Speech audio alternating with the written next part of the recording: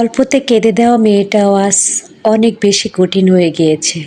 বাস্তবতা মেয়েটাকে এতটা বেশি কঠিন বানিয়েছে যে সকল ধরনের বিপদ একা হাতে সে হ্যান্ডেল করতে পারে। একটা সময় এই মেয়েটাই কথায় কথায় কান্না করে দিত। কেউ ইমোশন কোনো কথা বললে মেয়েটার চোখে দিয়ে টপ টপ করে পানি পড়ত। আর সেই মেয়েটি বিশাল বিশাল কঠিন কিছু নিজে একাই মুখ বুজে সহ্য করে। সকলের সামনে খুব সুন্দর হাসিমাখা মুখ নিয়ে থাকে, ভিতরে ভিতরে এক চাপা কষ্টে দুমড়ে মুচড়ে দেয়। তারপরও সে সবার সামনে অনেক বেশি স্ট্রং, অনেক বেশি শক্ত কথা। কেউ বুঝতেই পারে না তার জীবনটা কি চলতেছে। আসসালামু আলাইকুম, welcome to my daily kitchen and ব্লগে। আজকে আমি আপনাদের সাথে শেয়ার করব সন্ধ্যার ইফতারিটা আর এবং রাত্রের রান্নাটা। তো কথায় কথায় আমি নিজের কথায় অনেক কিছু বলে ফেলেছি আপনাদের সাথে প্রথমেই।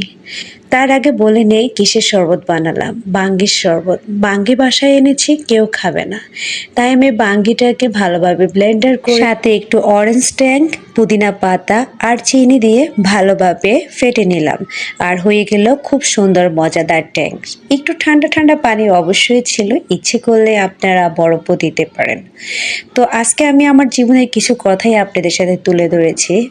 একটা সময় আমি অনেক সফট মনের মানুষ ছিলাম, কিভাবে যে পাল্টে গেলাম নিজেও বুঝতে পারি না। মাঝে মাঝে একাই ভাবে কতটা হার্ড হয়ে গিয়েছি আমি কিন্তু এত হার্ড মাইন্ডের কখনোই ছিলাম না।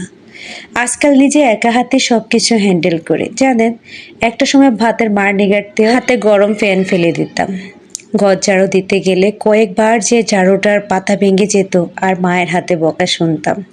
এই সেই করতে করতে আজ কতটা পাথর হয়ে গিয়েছে, যাকে ভাঙাও যায় না, মস্টানেও যায় না। যাই হোক, আজকে বিরিয়ানিটা আমার হাজবেন্ডে রান্না করেছে। হয়তো একটু পেঁয়াজ বেরেস্তাটা পড়া গিয়েছে, কিন্তু মোবাইলে যেভাবে দেখা যাচ্ছে ভিডিওতে ঠিক তেমনটাও নয়। বিরিয়ানিটা মাশাআল্লাহ মোটামুটি ভালোই হয়েছিল। আমাদের ইফতারের বেস্ট আইটেমই ছিল বিরিয়ানি।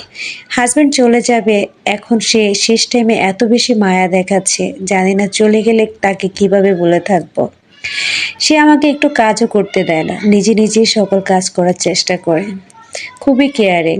যাক, আলহামদুলিল্লাহ, আমি আমার হাজবেন্ডের জন্য যথেষ্ট দোয়া করি, আল্লাহ তাআলা তাকে নেক হায়াত দান করুক। ইফতারের আইটেমগুলো তো আপনারা দেখিয়ে নিলেন আমার কথার ফাঁকে ফাঁকে। এখানে আমি রাত্রের জন্য আর ভোর রাত্রের জন্য রান্না করলাম লতি, শুটকি, ইলিশ মাছ দিয়ে বরবটি আর তিতা পাট শাক ভাজি করব। এগুলো এখনো করা হয়নি, অবশ্যই আস্তে আস্তে করতেছি। তা আমার ভিডিওটা কেমন লেগেছে অবশ্যই জানাবেন। ইদানিংকাল বিশাল বড় ভিডিও দিতে খুব আলসে লাগে, তাই ছোট্ট ছোট্ট একটু ভিডিও দিয়ে শুধু আপনাদের সাথে যোগাযোগ স্থাপন করছি, তার চেয়ে বেশি কিছু নয়। ভালো থাকবেন, আসসালামু আলাইকুম।